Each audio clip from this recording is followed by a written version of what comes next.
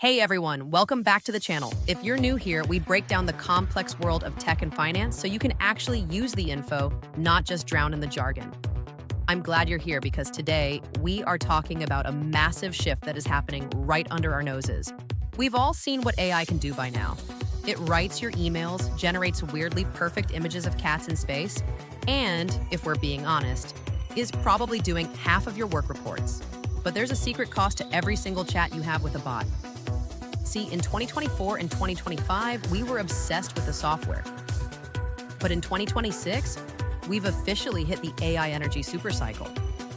Basically, the brain of AI is outgrowing the body of our power grid. Today, I'm giving you the beginner's blueprint to what this is, why electricity is the new gold, and how it actually affects your wallet. Okay, fancy word alert, supercycle.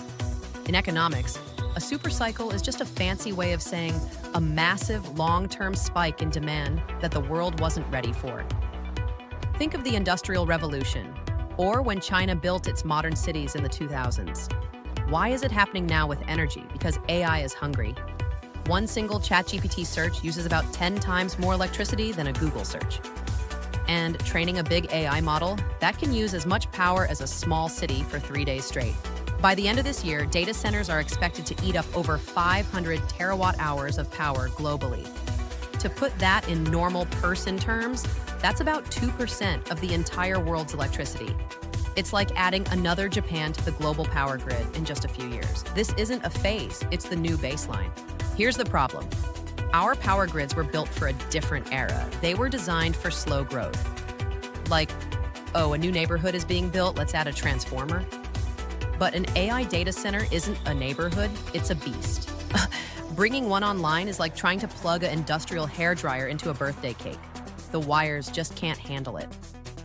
In places like Northern Virginia or Ireland, data centers are now using over 25% of the total electricity in the entire region. This is creating a bottleneck. Big tech companies like Google and Microsoft have all the money in the world, but they can't buy power that doesn't exist. This is why the super cycle is so intense. It's a desperate race to build the plumbing for the future. If you want to understand the 2026 economy, you have to follow the physical AI trail. Here is the beginner's blueprint. Pillar 1, the nuclear comeback. Wind and solar are great, but AI needs firm power. That's why we're seeing small modular reactors and the restarting of old plants. Pillar 2, copper is king. You can't move electricity without wires. This is driving a massive demand for copper. Pillar 3, the efficiency race. The new Flex isn't just a faster chip, it's a cooler chip. We're seeing massive shifts toward liquid cooling to keep the grid from melting down. So why should you care if you aren't an energy trader? First, your power bill. In some areas, the cost of upgrading the grid for data centers is already trickling down to residential bills. You might be paying an extra $10 or $20 a month just to fund the infrastructure AI needs. Second, the jobs. This boom means a huge demand for electricians, HVAC techs, and grid engineers. The blue-collar side of the tech revolution is officially here.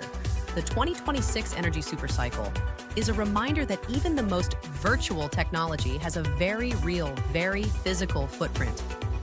We've spent years talking about the cloud, but the cloud is really just a giant hot building full of wires that needs a lot of juice. Thanks for hanging out and joining the community here. If you found this blueprint helpful, hit that subscribe button. It really helps the channel grow. Check your local news for any data center or grid upgrade announcements. I'll see you in the next one.